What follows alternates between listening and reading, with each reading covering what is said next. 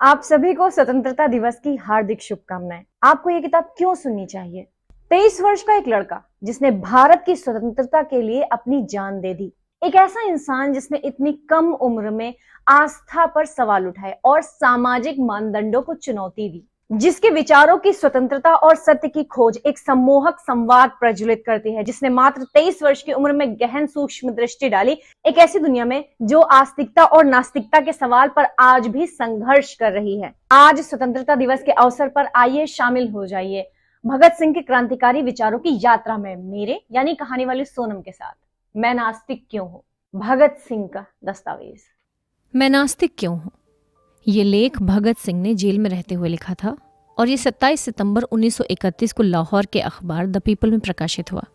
इस लेख में भगत सिंह ने ईश्वर की उपस्थिति पर अनेक तर्कपूर्ण सवाल खड़े किए और इस संसार के निर्माण, मनुष्य के जन्म, मनुष्य के मन में ईश्वर की कल्पना के साथ साथ संसार में मनुष्य की दीनता, उसके शोषण, दुनिया में व्याप्त अराजकता और वर्गभेद की स्थितियों का भी विश्लेषण किया है। ये भगत सिंह के लेखन में सबसे चर्चित हिस्सों में रहा है। स्वतंत्रता सेनानी बाबा रणधीर सिंह सन 1931 के बीच लाहौर के सेंट्रल जेल में कैद थे। वे एक धार्मिक व्यक्ति थे जिन्हें यह जानकर बहुत कष्ट हुआ कि भगत सिंह का ईश्वर पर विश्वास नहीं है। वे किसी तरह भगत सिंह की कालकोठरी में पहुंचने में सफल हुए और उन्हें ईश्वर के अस्तित्व पर यकीन दिलाने की कोशिश की। असफल होने पर बाबा ने नाराज होकर कहा, प्रसिद्धि से तुम्हारा दिमाग खराब हो गया है और तुम अहंकारी बन गए हो, जो कि एक काले पर्दे की तरह तुम्हारे और ईश्वर के बीच में खड़ी है। इस टिप्पणी के जवाब में ही भगत सिंह ने ये लेख लिखा। आइए सुनते हैं मैं नास्तिक क्यों हूं, कहानी वाली सोनम की आवाज में। एक नई समस्या उठ खड़ी हुई है। क्या मैं किसी अहंकार के कारण सर्वशक्तिमान, सर्वव्यापी एवं सर्वज्ञानी ईश्वर के अस्तित्व पर विश्वास नहीं करता हूं?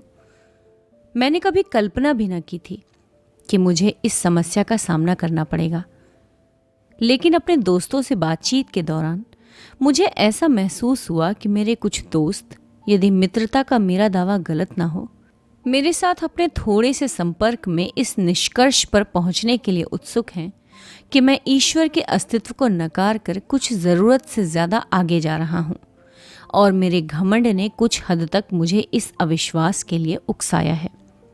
जी हाँ, ये एक गंभीर समस्या है। मैं ऐसी कोई शेखी नहीं बघारता कि मैं मानवीय कमजोरियों से बहुत ऊपर हूं। मैं एक मनुष्य हूं और इससे अधिक कुछ नहीं। कोई भी इससे अधिक होने का दावा नहीं कर सकता।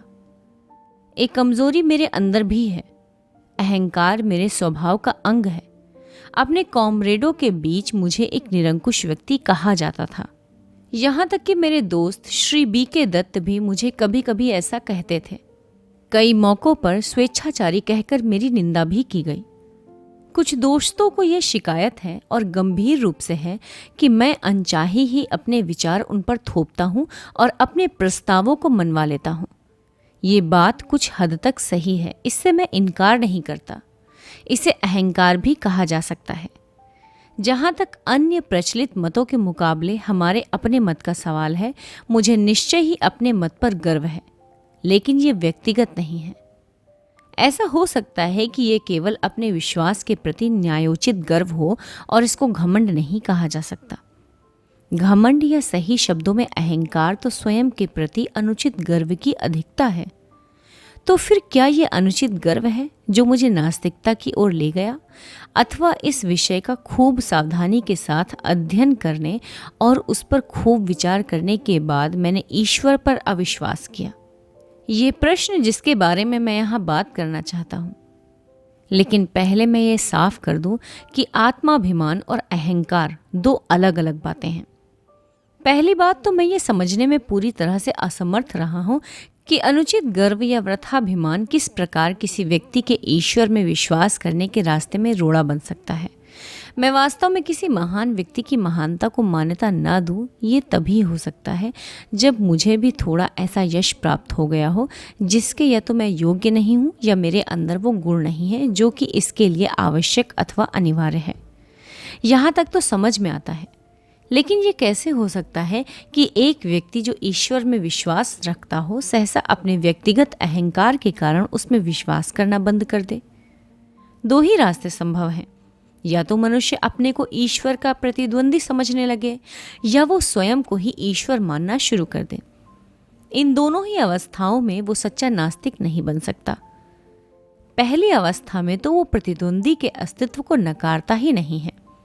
दूसरी अवस्था में भी वो एक ऐसी चेतना के अस्तित्व को मानता है जो पर्दे के पीछे से प्रकृति की सभी गतिविधियों का संचालन करती है। हमारे लिए इस बात का कोई महत्व नहीं कि वो अपने को ही परम आत्मा समझता है या ये समझता है कि वो परम चेतना उससे परे कुछ और है। मूल बात तो मौजूद है, या ये समझता है कि वो परम चेतना उससे परे कुछ और है। मूल बात तो मौजूद है, उसका विश्वास मौजूद है। वो किसी भी तरह एक नास्तिक नहीं है। मैं तो ये कहना चाहता था कि ना तो मैं पहली श्रेणी में आता हूँ और ना दूसरी में।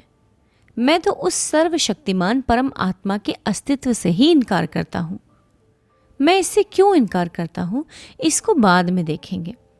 यहाँ तो मैं एक बात ये स्पष्ट कर देना चाहता हूँ कि यह अहंकार नहीं है जिसने मुझे नास्तिकता के सिद्धांत को ग्रहण करने के लिए प्रेरित किया। ना तो मैं एक प्रतिद्वंदी, न ही अवतार और न ही स्वयं परमात्मा हूँ। एक बात निश्चित है, यह अहंकार नहीं है जो मुझे इस भांति सोच की ओर ले गया। इस अभियोग को अस्वीकार करने के लिए आइए तथ्यों पर गौर करें। मेरे इन दोस्तों के अनुसार दिल्ली बम केस और लाहौर षड्यंत्र केस के दौरान मुझे जो अनावश्यक यश मिला, शायद उस कारण मैं वृथाभिमानी हो गया हूं। तो फिर आइए देखें कि ये पक्ष सही है। मेरा नास्तिकतावाद कोई अभी हाल की उत्पत्ति नहीं है। मैंने तो ईश्वर पर विश्वास करना तब छोड़ दिया था जब मैं एक अप्रसिद्ध नौजवान था, जिसके अस्तित्व के बारे में मेरे उपरोक्त दोस्तों को कुछ पता भी न था। कम से कम एक कॉलेज का विद्यार्थी तो ऐसे किसी अनुचित अहंकार को नहीं पाल पोस सकता जो उसे नास्तिकता की ओर ले जाए। यद्यपि मैं कुछ अध्यापकों का चहेता था तथा कुछ अन्य को मैं अच्छा नहीं लगता था, पर मैं कभी बहुत मेहनती अथवा पढ़ाकू विद्यार्थी नहीं रहा। अहंकार जैसी भावना में फंसने का तो कोई मौका ही न मिल सका। मैं तो एक बहुत लज्जालू स्वभाव का लड़का था जिसकी भविष्य के बारे में कुछ निराशावादी प्रकृति थी, और उन दिनों मैं पूर्ण नास्तिक नहीं था। मेरे बाबा, जिनके प्रभाव से मैं बड़ा हुआ, एक रूढ़िवादी आर्य समाजी हैं। एक आर्य समाजी और कुछ भी हो, नास्तिक नहीं होता। अपनी प्राथमिक शिक्षा पूरी करने के बाद मैंने डीएवी स्कूल लाहौर में प्रवेश लिया और पूरे 1 साल उसके छात्रावास में रहा। वहां सुबह और शाम की प्रार्थना के अतिरिक्त मैं घंटों गायत्री मंत्र जपा करता था। उन दिनों में पूरा भक्त था। बाद में मैंने अपने पिता के साथ रहना शुरू किया। जहां तक धार्मिक रूढ़िवादिता का प्रश्न है, वो एक उदारवादी व्यक्ति हैं। उन्हीं की शिक्षा से मुझे स्वतंत्रता के ध्येय के लिए अपने जीवन को समर्पित करने की प्रेरणा मिली। किंतु वे नास्तिक नहीं हैं। उनका ईश्वर में दृढ़ विश्वास है। वे मुझे प्रतिदिन पूजा प्रार्थना के लिए प्रोत्साहित करते रहते थे। इस प्रकार से मेरा पालन पोषण हुआ। असहयोग आंदोलन के दिनों में मैंने राष्ट्रीय कॉलेज में प्रवेश लिया। यहाँ आकर ही मैंने सारी धार्मिक समस्याओं, यहाँ तक कि ईश्वर के बारे में उदारतापूर्वक सोचना शुरू किया, विचारना तथा उसकी आलोचना करना शुरू किया। पर अभी तक मैं पक्का आस्तिक था। उस समय तक मैंने अपने बिना काटे व संवरे हुए लंबे बालों को रखना शुरू कर दिया था। यद्यपि मुझे कभी भी सिख या अन्य धर्मों की पौराणिकता और सिद्धांतों में विश्वास न हो सका था, किंतु मेरी ईश्वर के अस्तित्व में दृढ़ निष्ठा थी। बाद में मैं क्रांतिकारी पार्टी से जुड़ा। वहां पर जिस पहले नेता से मेरा संपर्क हुआ, वे तो पक्का विश्वास न होते हुए भी ईश्वर के अस्तित्व को नकारने का साहस नहीं कर सकते थे। ईश्वर के बारे में मेरे हठ पूर्वक पूछते रहने पर वे कहते, जब इच्छा हो तब पूजा कर लिया करो। ये नास्तिकता है जिसमें इस विश्वास को अपनाने का साहस का अभाव है। दूसरे नेता जिनके मैं संपर्क में आया, वे पक्के श्रद्धालु थे। उनका नाम बता दूं, आदरणीय कॉमरेड शचीन्द्र नाथ सान्याल, जो कि आजकल काकोरी षड्यंत्र केस के सिलसिले में आजीवन कारावास भोग रहे हैं। उनकी अकेली पुस्तक बंदी जीवन में पहले पेज से ही ईश्वर की महिमा का जोर जोर से गान है। उस सुंदर पुस्तक के दूसरे भाग के अंतिम पेज में उन्होंने ईश्वर के ऊपर प्रशंसा के जो रहस्यात्मक वेदांत के कारण पुष्प बरसाए हैं, वे उनके विचारों का अजीबोगरीब हिस्सा हैं। 28 जनवरी 1925 को पूरे भारत में जो द रिवोल्यूशनरी पर्चा बांटा गया था, वो अभियोग पक्ष की कहानी के अनुसार उन्हीं के बौद्धिक श्रम का परिणाम है। अब इस प्रकार के गुप्त कार्यों में कोई प्रमुख नेता अनिवार्यतः अपने विचारों को ही रखता है जो उसे स्वयं बहुत प्रिय होते हैं, और अन्य कार्यकर्ताओं को उनसे सहमत होना होता है। उन मतभेदों के बावजूद जो उनके हो सकते हैं, उस पर्चे में पूरा एक पैराग्राफ उस सर्वशक्तिमान तथा उसकी लीला एवं कार्यों की प्रशंसा से भरा पड़ा था। ये सब रहस्यवाद है। मैं जो कहना चाहता था वो ये है कि ईश्वर के प्रति अविश्वास का भाव क्रांतिकारी दल में भी प्रस्फुटित नहीं हुआ था। काकोरी के प्रसिद्ध सभी 4 शहीदों ने अपने अंतिम दिन भजन प्रार्थना में गुजारे थे। राम प्रसाद बिस्मिल एक रूढ़िवादी आर्य समाजी थे। समाजवाद तथा साम्यवाद में अपने वृहद अध्ययन के बावजूद राजेंद्र लाहिड़ी उपनिषद एवं गीता के श्लोकों के उच्चारण की अपनी अभिलाषा को दबा न सके। मैंने उन सब में सिर्फ एक ही व्यक्ति को देखा जो कभी प्रार्थना नहीं करता था और कहता था, दर्शन शास्त्र मनुष्य की दुर्बलता अथवा ज्ञान के सीमित होने के कारण उत्पन्न होता है। वो भी आजीवन निर्वासन की सजा भोग रहा है। परंतु उसने भी ईश्वर के अस्तित्व को नकारने की कभी हिम्मत नहीं की। इस समय तक मैं केवल एक रोमांटिक आदर्शवादी क्रांतिकारी था। अब तक हम दूसरों का अनुसरण करते थे। अब अपने कंधों पर जिम्मेदारी उठाने का समय आया था। कुछ समय तक तो अवश्यंभावी प्रक्रिया के फलस्वरूप पार्टी का अस्तित्व ही असंभव सा दिखा। उत्साही कॉमरेडों नहीं नेताओं ने भी हमारा उपहास करना शुरू कर दिया। कुछ समय तक तो मुझे ये डर लगा कि एक दिन मैं भी कहीं अपने कार्यक्रम की व्यर्थता के बारे में आश्वस्त न हो जाऊं। वो मेरे क्रांतिकारी जीवन का एक निर्णायक बिंदु था। अध्ययन की पुकार मेरे मन के गलियारों में गूंज रही थी। विरोधियों द्वारा रखे गए तर्कों का सामना करने योग्य बनने के लिए अध्ययन करो। अपने मत के समर्थन में तर्क देने के लिए सक्षम होने के वास्ते पढ़ो। मैंने पढ़ना शुरू कर दिया। इससे मेरे पुराने विचार व विश्वास अद्भुत रूप से परिष्कृत हुए। हिंसात्मक तरीकों को अपनाने का रोमांस, जो कि हमारे पुराने साथियों में अत्यधिक व्याप्त था, की जगह गंभीर विचारों ने ले ली। अब रहस्यवाद और अंधविश्वास के लिए कोई स्थान नहीं रहा। यथार्थवाद हमारा आधार बना। हिंसा तभी न्यायोचित है जब किसी विकट आवश्यकता में उसका सहारा लिया जाए। अहिंसा सभी जन आंदोलनों का अनिवार्य सिद्धांत होना चाहिए। ये तो रही तरीकों की बात। सबसे आवश्यक बात उस आदर्श की स्पष्ट धारणा है जिसके लिए हमें लड़ना है। क्योंकि उस समय कोई विशेष क्रांतिकारी कार्य नहीं हो रहा था, अतः मुझे विश्व क्रांति के अनेक आदर्शों के बारे में पढ़ने का खूब मौका मिला। मैंने अराजकतावादी नेता बाकुनिन को पढ़ा, कुछ साम्यवाद के पिता मार्क्स को, किंतु ज्यादातर लेनिन, त्रात्स्की व अन्य लोगों को पढ़ा जो अपने देश में सफलतापूर्वक क्रांति लाए थे। वे सभी नास्तिक थे। बाकुनिन की पुस्तक ईश्वर और राज्य इस विषय पर यद्यपि आंशिक रूप में एक अच्छा अध्ययन है। बाद में मुझे इस बात का विश्वास हो गया कि सर्वशक्तिमान परम आत्मा की बात, जिसने ब्रह्मांड का सृजन किया, दिग्दर्शन और संचालन किया, एक कोरी बकवास है। मैंने अपने इस अविश्वास को प्रदर्शित किया। मैंने इस विषय पर अपने दोस्तों से बहस की। मैं एक घोषित नास्तिक हो चुका था, किंतु इसका अर्थ क्या था ये मैं आगे बतलाऊंगा। मई 1927 में मैं लाहौर में गिरफ्तार हुआ। ये गिरफ्तारी अकस्मात हुई थी। मुझे इसका जरा भी एहसास नहीं था कि पुलिस को मेरी तलाश है। अचानक एक बगीचे से गुजरते हुए मैंने पाया कि मैं पुलिस वालों से घिरा हुआ हूँ। मुझे स्वयं आश्चर्य हुआ कि मैं उस समय बहुत शांत रहा। ना तो कोई सनसनी महसूस हुई, ना ही जरा भी उत्तेजना का अनुभव हुआ। मुझे पुलिस हिरासत में ले लिया गया था। अगले दिन मुझे रेलवे हवालात में ले जाया गया, जहां मुझे पूरा 1 महीना काटना पड़ा। पुलिस अफसरों से कई दिनों की बातचीत के बाद मुझे ऐसा लगा कि उन्हें मेरे काकोरी दल के संबंधों के बारे में तथा क्रांतिकारी आंदोलन से संबंधित मेरी गतिविधियों के बारे में कुछ जानकारी है। उन्होंने मुझे बताया कि मैं लखनऊ में था जब वहां मुकदमा चल रहा था, कि मैंने उन्हें छुड़ाने की किसी योजना पर बात की थी कि उनकी सहमति पाने के बाद हमने कुछ बम प्राप्त किए थे कि 1926 में दशहरा के अवसर पर उन बमों में से एक परीक्षण के लिए भीड़ पर फेंका गया। उसके बाद मेरे भले के लिए उन्होंने मुझे बताया कि यदि मैं क्रांतिकारी दल की गतिविधियों पर प्रकाश डालने वाला एक वक्तव्य दे दूं तो मुझे गिरफ्तार नहीं किया जाएगा और इनाम दिया जाएगा। मैं इस प्रस्ताव पर हंसा। ये सब बेकार की बात थी। हम लोगों की भांति विचार रखने वाले अपनी निर्दोष जनता पर बम नहीं फेंका करते। एक दिन सुबह सीआईडी के वरिष्ठ अधीक्षक श्री न्यूमन मेरे पास आए।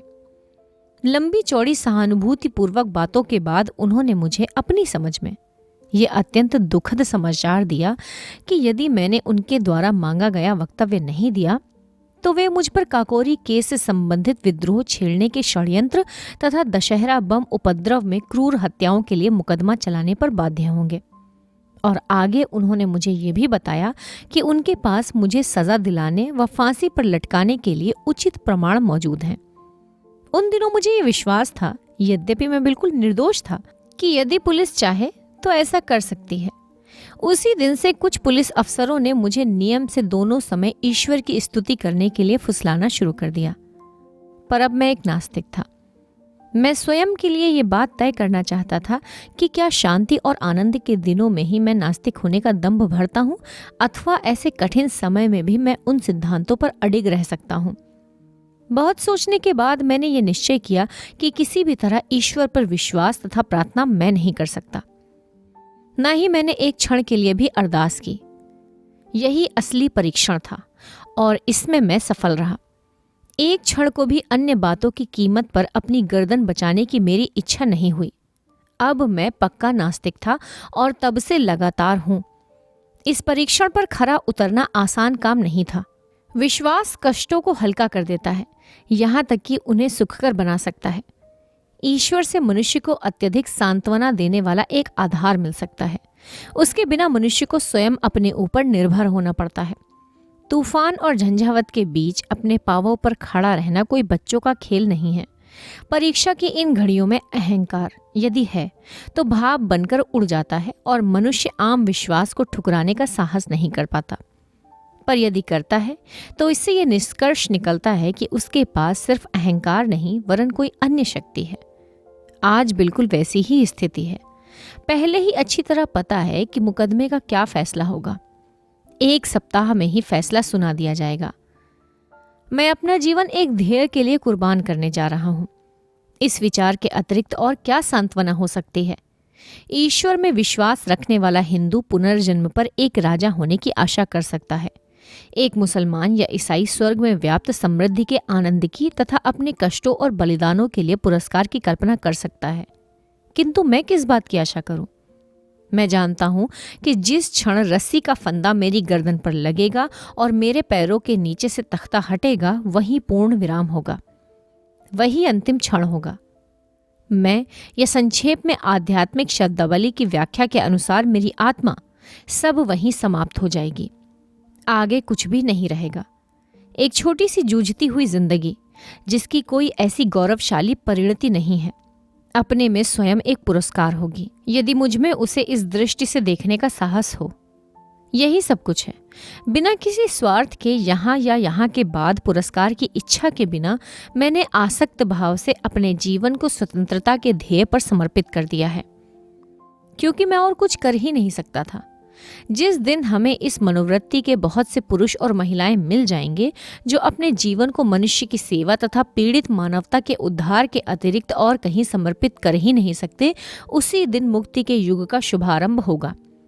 वे शोषकों, उत्पीड़कों और अत्याचारियों को चुनौती देने के लिए उत्प्रेरित होंगे, इसलिए नहीं कि उन्हें राजा बनना है या कोई अन्य पुरस्कार प्राप्त करना है, यहाँ या अगले जन्म में या मृत्युपरांत स्वर्ग में। उन्हें तो मानवता की गर्दन से दास वृत्ति का जुआ उतार फेंकने और मुक्ति एवं शांति स्थापित करने के लिए इस मार्ग को अपनाना होगा। क्या वे उस रास्ते पर चलेंगे जो उनके अपने लिए खतरनाक किंतु उनकी महान आत्मा के लिए एकमात्र शानदार रास्ता है?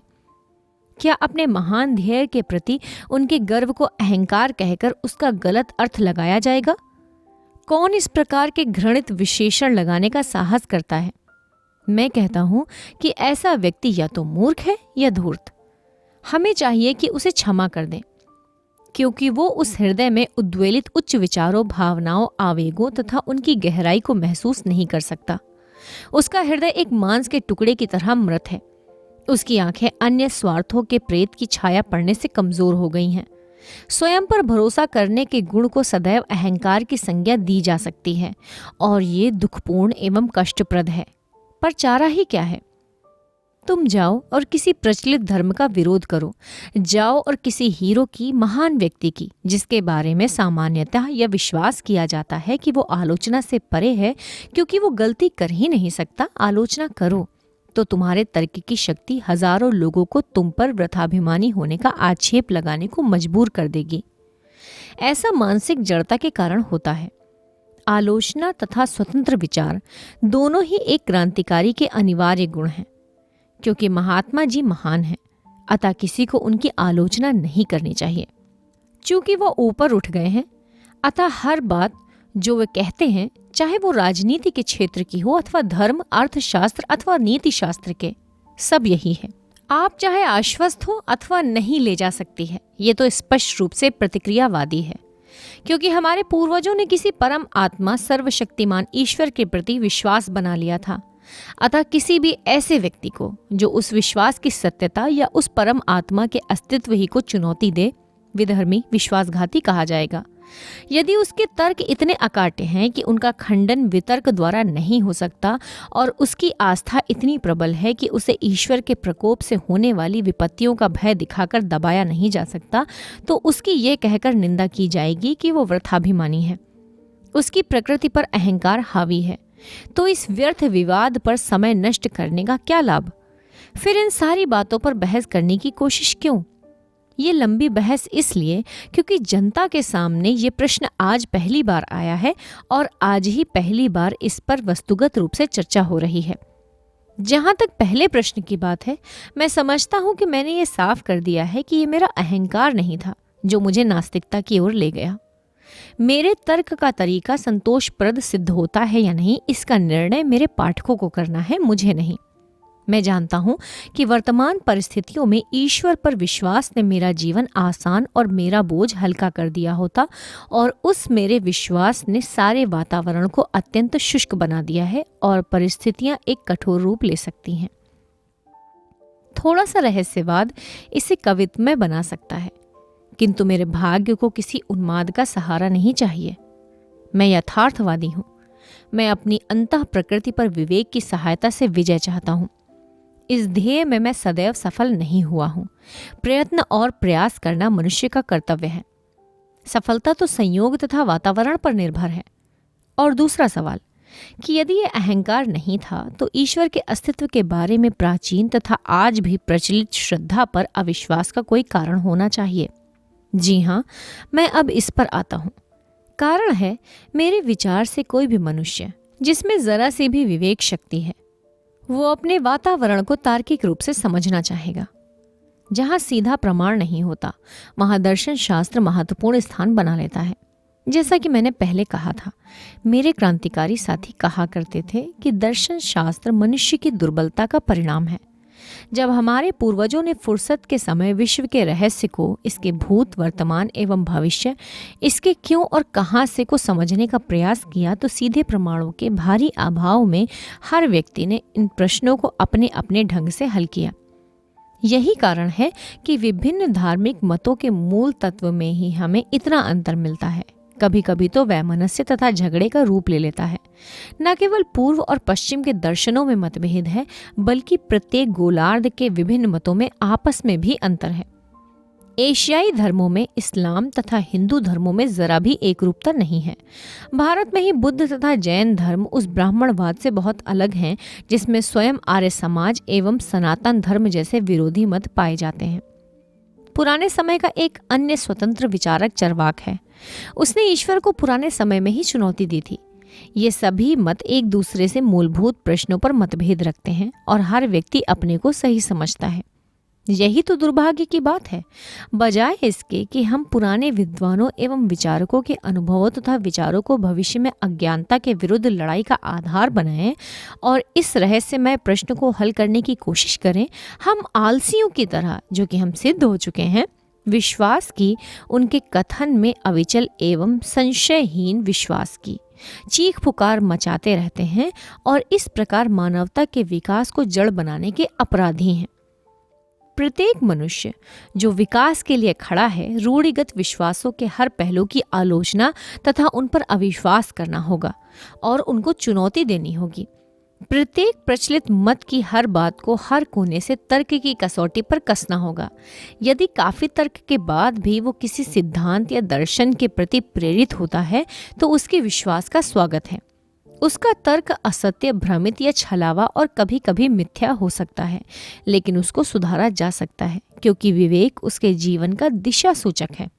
लेकिन निराविश्वास और अंधविश्वास खतरनाक है। यह मस्तिष्क को मूढ़ और मनुष्य को प्रतिक्रियावादी बना देता है।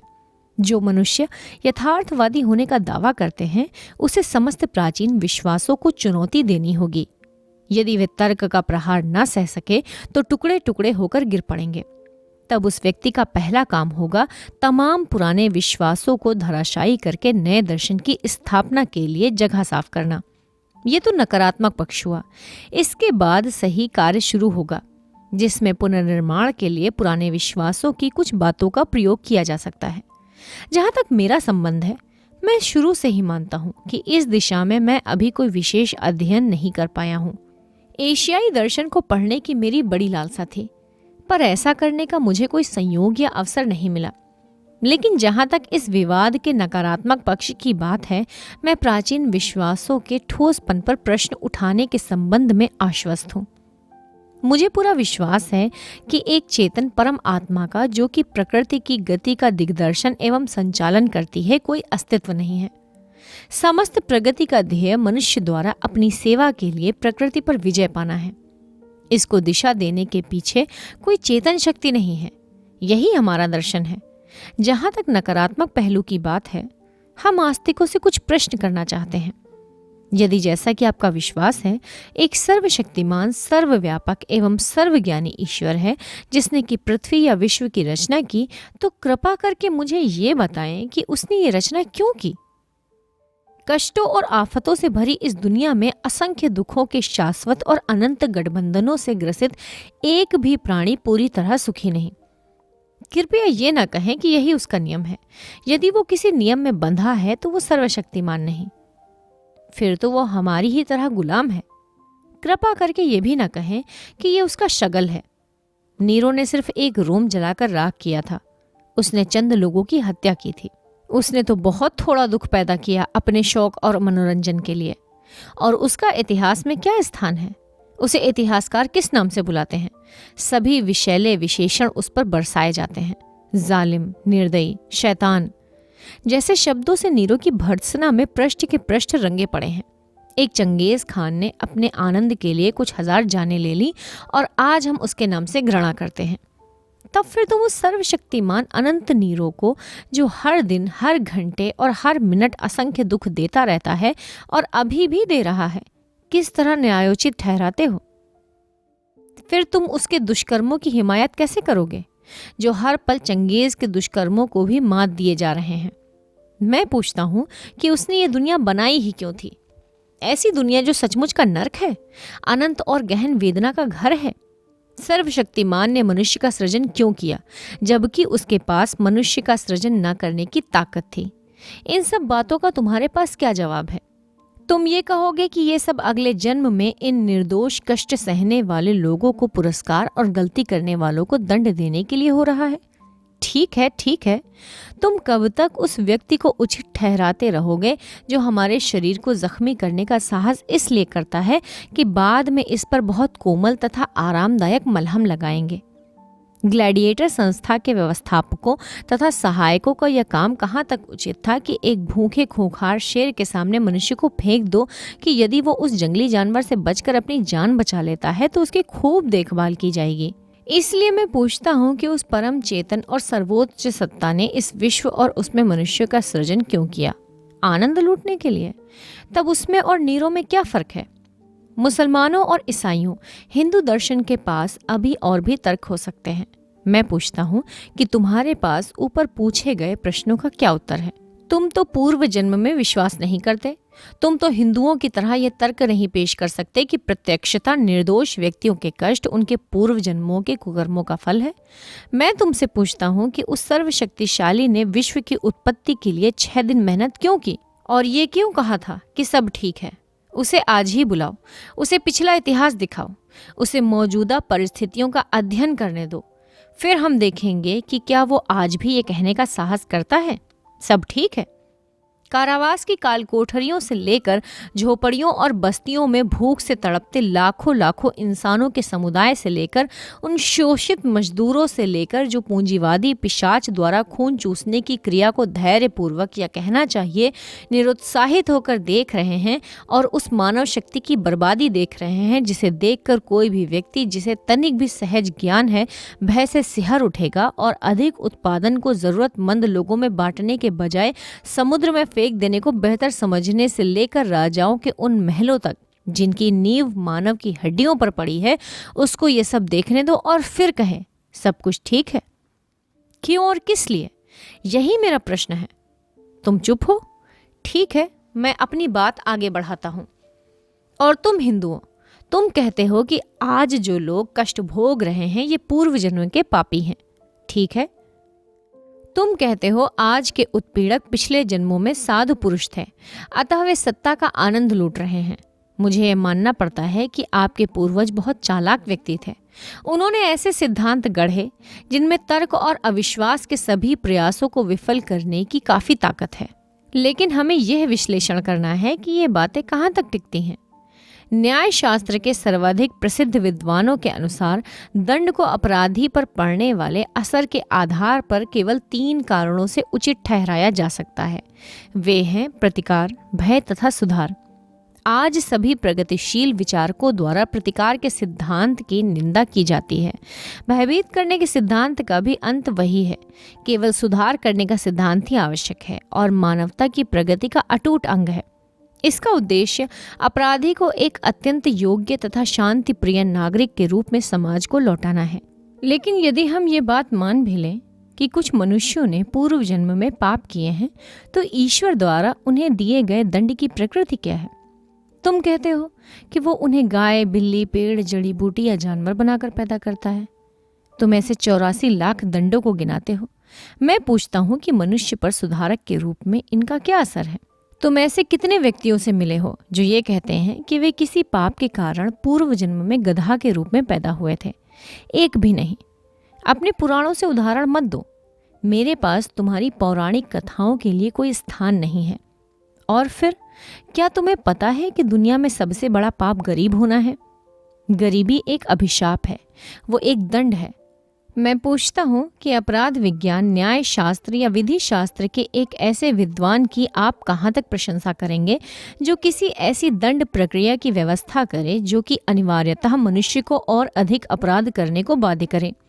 क्या तुम्हारे ईश्वर ने ये नहीं सोचा था, या उसको भी ये सारी बातें मानवता द्वारा अकथनीय कष्टों के झेलने की कीमत पर अनुभव से सीखनी थी? तुम क्या सोचते हो, किसी गरीब तथा अनपढ़ परिवार जैसे एक चमार या मेहतर के यहाँ पैदा होने पर इंसान का भाग्य क्या होगा? चूंकि वो गरीब है इसलिए पढ़ाई नहीं कर सकता। वो अपने उन साथियों से तिरस्कृत और त्यक्त रहता है जो ऊंची जाति में पैदा होने की वजह से अपने को उससे ऊंचा समझते हैं। उसका अज्ञान, उसकी गरीबी तथा उससे किया गया व्यवहार उसके हृदय को समाज के प्रति निष्ठुर बना देते हैं। मान लो यदि वो कोई पाप करता है तो उसका फल कौन भोगेगा? ईश्वर, वो स्वयं, या समाज के मनीषी? और उन लोगों के दंड के बारे में तुम क्या कहोगे जिन्हें दंभी और घमंडी ब्राह्मणों ने जानबूझकर अज्ञानी बनाए रखा तथा जिन्हें तुम्हारी ज्ञान की पवित्र पुस्तकों, वेदों के कुछ वाक्य सुन लेने के कारण कान में पिघले शीशे की धारा को सहने की सजा भुगतनी पड़ती थी? यदि वे कोई अपराध करते हैं तो उसके लिए कौन जिम्मेदार होगा और उसका प्रहार कौन सहेगा? मेरे प्रिय दोस्तों, ये सारे सिद्धांत विशेषाधिकार युक्त लोगों के आविष्कार हैं। ये अपनी हथियाई हुई शक्ति, पूंजी तथा उच्चता को इन सिद्धांतों के आधार पर सही ठहराते हैं। जी हाँ, शायद वो अपटन सिंक्लेयर ही था जिसने किसी जगह पर लिखा था कि मनुष्य को बस आत्मा की अमरता में विश्वास दिला दो और उसके बाद उसकी सारी धन संपत्ति लूट लो। वो बगैर बड़बड़ाए इस कार्य में तुम्हारी सहायता करेगा। धर्म के उपदेशकों तथा सत्ता के स्वामियों के गठबंधन से ही जेल, फांसी घर, कोड़े और ये सिद्धांत उपजते हैं। मैं पूछता हूँ कि तुम्हारा सर्वशक्तिशाली ईश्वर हर व्यक्ति को उस समय क्यों नहीं रोकता है जब वो कोई पाप या अपराध कर रहा होता है? ये तो वो बहुत आसानी से कर सकता है। उसने क्यों नहीं लड़ाकू राजाओं को या उनके अंदर लड़ने के उन्माद को समाप्त किया और इस प्रकार विश्व युद्ध द्वारा मानवता पर पड़ने वाली विपत्तियों से उसे क्यों नहीं बचाया? उसने अंग्रेजों के मस्तिष्क में भारत को मुक्त कर देने हेतु भावना क्यों नहीं पैदा की? वो क्यों नहीं पूंजीपतियों के हृदय में ये परोपकारी उत्साह भर देता कि वे उत्पादन के साधनों पर व्यक्तिगत संपत्ति का अपना अधिकार त्याग दें और इस प्रकार न केवल संपूर्ण श्रमिक समुदाय वरन समस्त मानव समाज को पूंजीवाद की बेड़ियों से मुक्त करें? आप समाजवाद की व्यवहारिकता पर तर्क करना चाहते हैं। मैं इसे आपके सर्वशक्तिमान पर छोड़ देता हूँ कि वो इसे लागू करें। जहां तक जन सामान्य की भलाई की बात है, लोग समाजवाद के गुणों को मानते हैं, पर वो इसके व्यवहारिक न होने का बहाना लेकर इसका विरोध करते हैं। चलो आपका परमात्मा आए और वो हर चीज को सही तरीके से कर दे।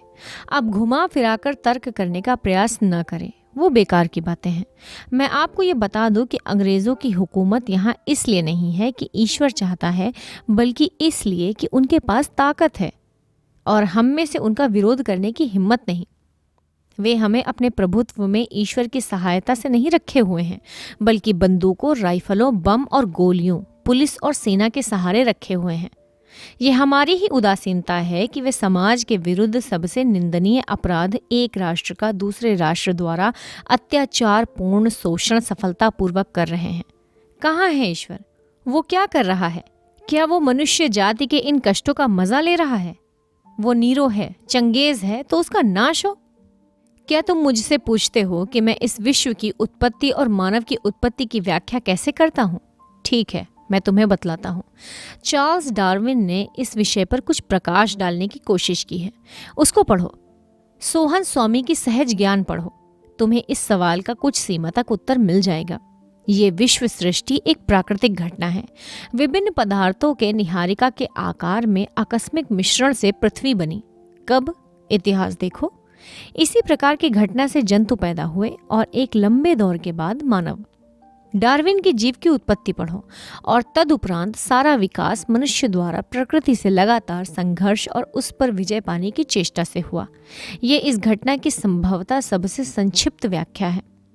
तुम्हारा दूसरा तर्क ये हो सकता है कि क्यों एक बच्चा अंधा या लंगड़ा पैदा होता है यदि ये उसके पूर्व जन्म में किए गए कार्यों का फल नहीं है तो? जीव विज्ञानवेत्ताओं ने इस समस्या का वैज्ञानिक समाधान निकाला है। उनके अनुसार इसका सारा दायित्व माता पिता के कंधों पर है, जो अपने उन कार्यों के प्रति लापरवाह अथवा अनभिज्ञ रहते हैं जो बच्चों के जन्म से पूर्व ही उन्हें विकलांग बना देते हैं। संभवतः तुम एक और प्रश्न पूछ सकते हो, यद्यपि ये निरा बचकाना है। वो सवाल ये है कि यदि ईश्वर कहीं नहीं है तो लोग उसमें विश्वास क्यों करने लगे? मेरा उत्तर संक्षिप्त और स्पष्ट होगा। जिस प्रकार लोग भूत प्रेतों तथा दुष्ट आत्माओं में विश्वास करने लगे, उसी प्रकार ईश्वर को मानने लगे। अंतर केवल इतना है कि ईश्वर में विश्वास विश्वव्यापी है और उसका दर्शन अत्यंत विकसित। विपरीत, मैं इसकी उत्पत्ति का श्रेय उन शोषकों की प्रतिभा को नहीं देता जो परमात्मा के अस्तित्व का उपदेश देकर लोगों को अपने प्रभुत्व में रखना चाहते थे और उनसे अपनी विशिष्ट स्थिति का अधिकार एवं अनुमोदन चाहते थे।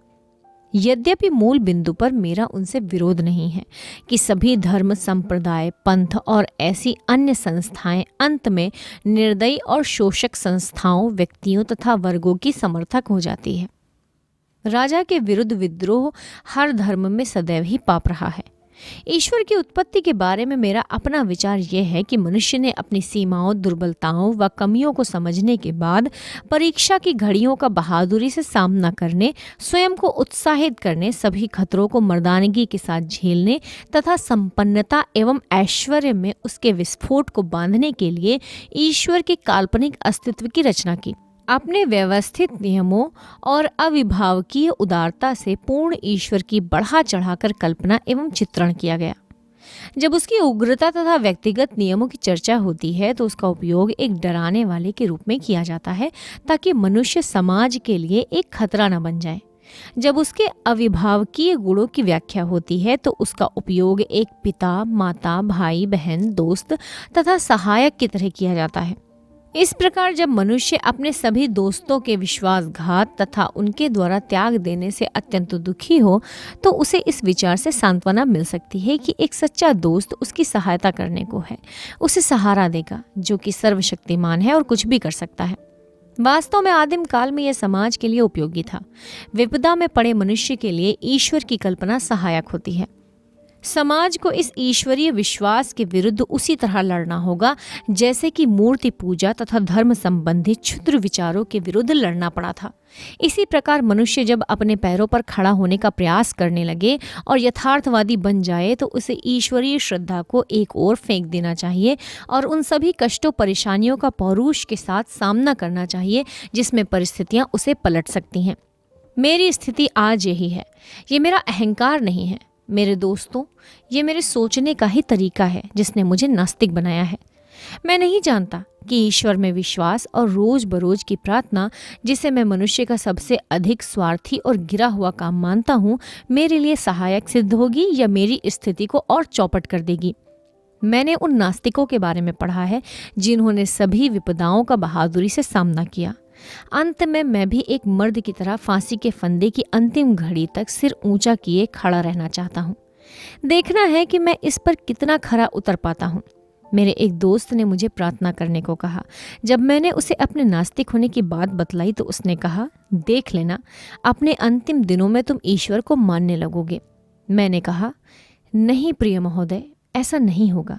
ऐसा करना मेरे लिए अपमानजनक तथा पराजय की बात होगी। स्वार्थ के लिए मैं प्रार्थना नहीं करूंगा। पाठकों और दोस्तों, क्या ये अहंकार है? अगर है तो मैं इसे स्वीकार करता हूं।